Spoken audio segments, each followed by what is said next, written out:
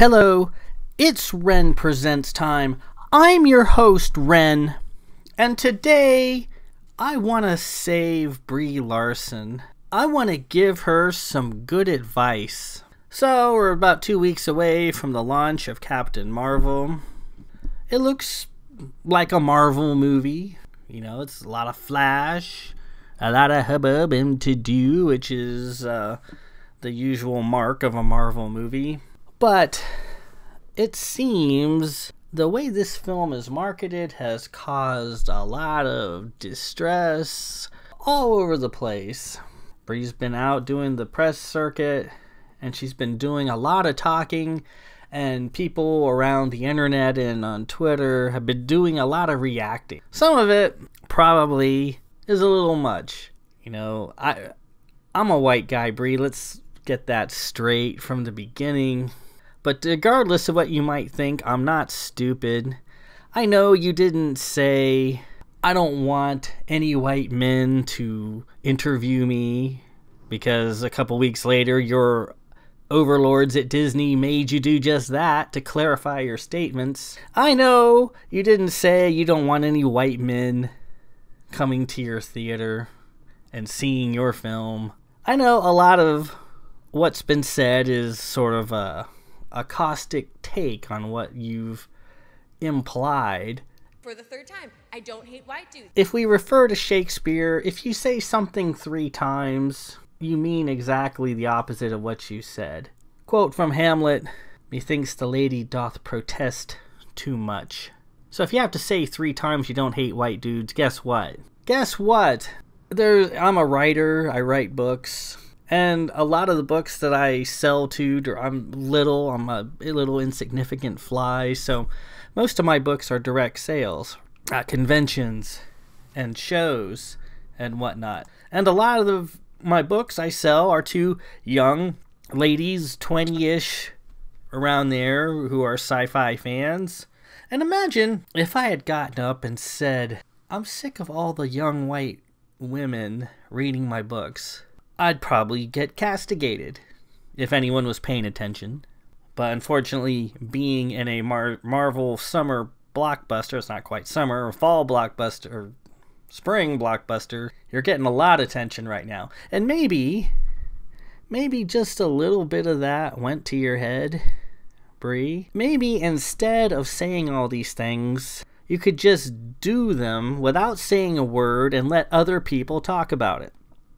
Show, don't tell is a common axiom in writing and in filmmaking. Don't talk about doing things for disadvantaged and disabled women of color. Just do it. Just do it. And if you do it honestly and consistently, you help shine a light on, somebody who might not have had a chance to write a major article or a major interview. Other people will start talking about that, and you don't have to say a word. So, I know what you meant. Your heart seems like it was in the right place, but I think your head was just all full of yourself for a while there. It would be tempting. You were a somewhat unknown actress. You'd won an Oscar, and now here you are on the big stage, and I don't know if you handled it all that well. So here's what I think. Instead of clarifying your statements, no doubt your bosses at Disney needed you to clarify them. Here's what you need to do, Brie. Because this movie isn't just about you.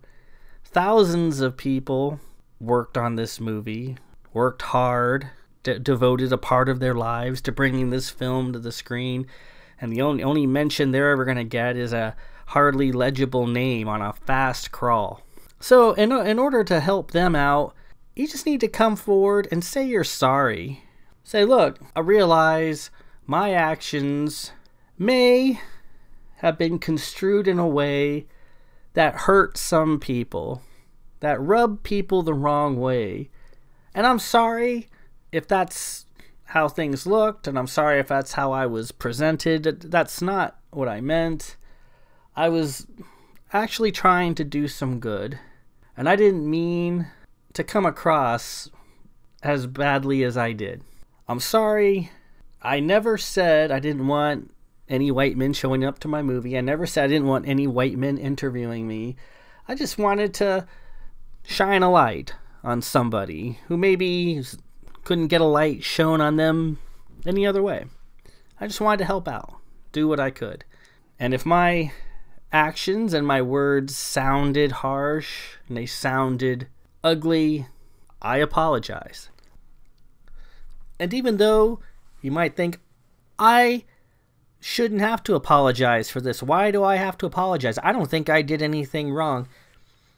I have a short story for you. When I was a kid, I was 6 or 7 years old, I was outside playing with my friend, and as little boys tend to do, we started wrestling in the front yard. And for some reason, the devil took my friend, and he took 2 fistfuls of my ass and bit down.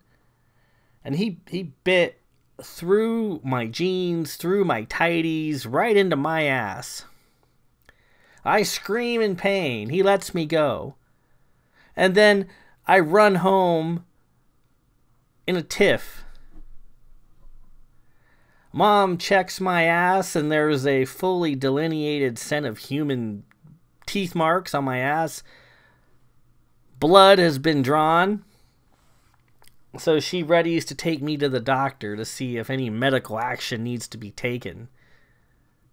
Because a little boy's bite on your ass might not be all that healthy for you. In the meantime, as we're getting ready to go to the doctor's, there's a knock on the door. I open the door. It's my friend. And he's all contrite for biting me in the ass. But I wasn't having it. I was in pain. I was pissed. I slammed the door in his face.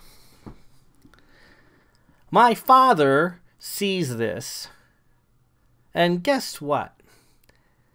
My father makes me march over there and apologize to my friend for slamming the door in his face when I'm the one who got bit in the ass.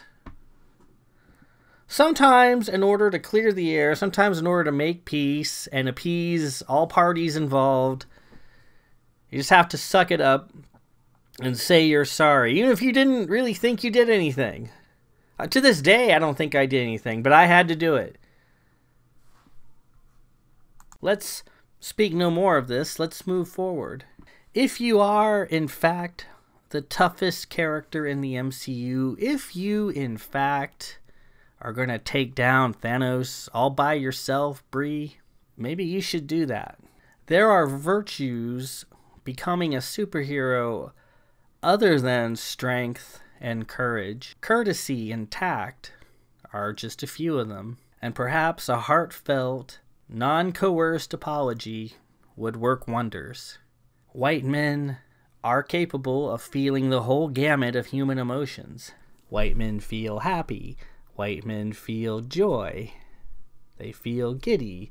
They experience love. They laugh. They get angry.